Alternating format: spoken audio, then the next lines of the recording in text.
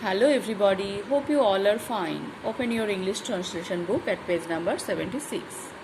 আমরা আজকে শিখব সিম্পল পাস্ট বা সাধারণ অতীতকাল। তোমরা সিম্পল পাস্ট টেন্স ক্লাস 3 তে শিখেছো কিছুটা, আর কিছুটা আমরা ক্লাস 4 এ শিখব। তো আমরা ক্লাস 3 তে যেগুলো শিখেছি আমরা জানি যে সাবজেক্টের পর ক্রিয়াপদের পাস্ট ফর্ম বসাতে হয় সিম্পল পাস্টে।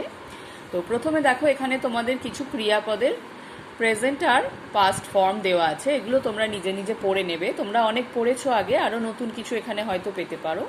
দেখো করা, প্রেজেন্ট হচ্ছে ডু, পাস্ট হচ্ছে ডিড। আসা, কাম, এর পাস্ট হচ্ছে কেম। বসা, সিট, স্যাট। এইভাবে তোমরা 77 এই তিনটে পেজ তোমরা পড়ে নেবে, অর্থাৎ 76 থেকে 78 পেজ পর্যন্ত এগুলো তোমরা নিজেরা পড়ে নেবে। এগুলো শেখা খুব জরুরি, তবেই তোমরা পাস্ট ফর্মে যে কোনো সেন্টেন্স লিখতে পারবে। ভার্বের পাস্ট ফর্ম যেখানে লাগে সেগুলো ব্যবহার করার জন্য তোমাদের এগুলো শেখা জরুরি। এগুলো তোমরা নিজেরা পড়ে নেবে, কোনোটা যদি বোঝার সমস্যা হয় ক্লাসে জেনে নেবে। তোমরা ক্লাস 3তে যেহেতু সিম্পল পাস্টের কিছু পজিটিভ বাক্য শিখেছো, তাই সেগুলো তোমরা সেখান থেকে একটু মনে করে নেবে। আজকে আমরা চলে যাব পেজ নাম্বার 82তে, যেখানে আমরা শিখব সিম্পল পাস্ট টেন্সে না বাচক বাক্য, অর্থাৎ নেগেটিভ সেন্টেন্স কিভাবে লিখতে হয়।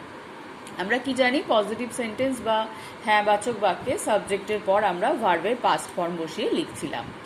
না বাচক হলে কি করব দেখো, না বাচক হলে আমরা সাবজেক্টের পর ডিড নট বসাবো।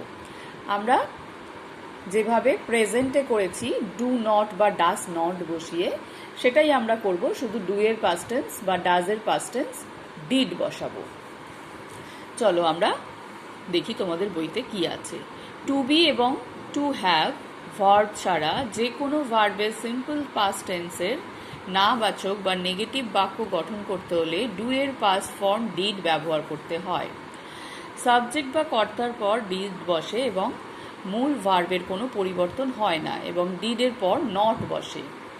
দেখো, তারা যায়নি, দে ডিড নট গো। তাহলে তারা যায়নি, যদি তারা যায় না হতো দে ডু নট গো। যেহেতু যায়নি পাস্ট হয়েছে তাই দে ডিড নট গো।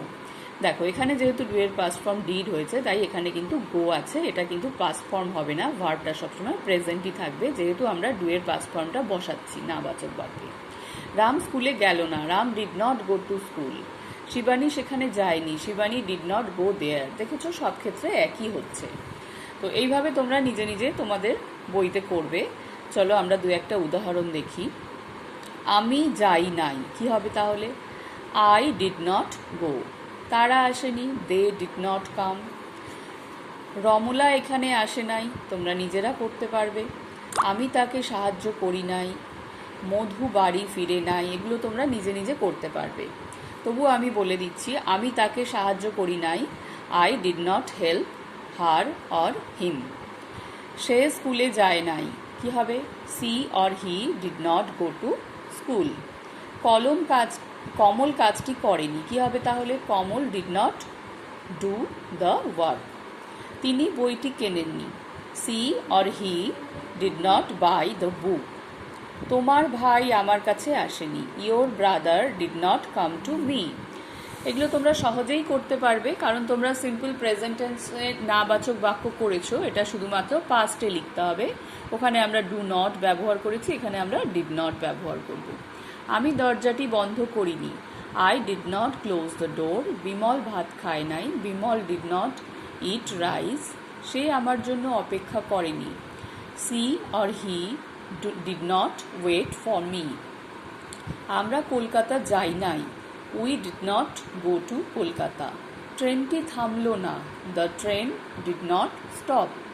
তুমি আমাকে সাহায্য করলে না, you did not help me. এইভাবে তোমরা তোমাদের বইতে সুন্দর করে পেন্সিল দিয়ে লিখবে। 15 পর্যন্ত তোমরা করে ফেলবে, বাকিগুলোও তোমরা করার চেষ্টা করবে যেগুলো পারবে। যেখানে বুঝতে সমস্যা হবে সেগুলো তোমরা ক্লাসে জেনে নেবে। সবাই ভালো থাকবে, বাই।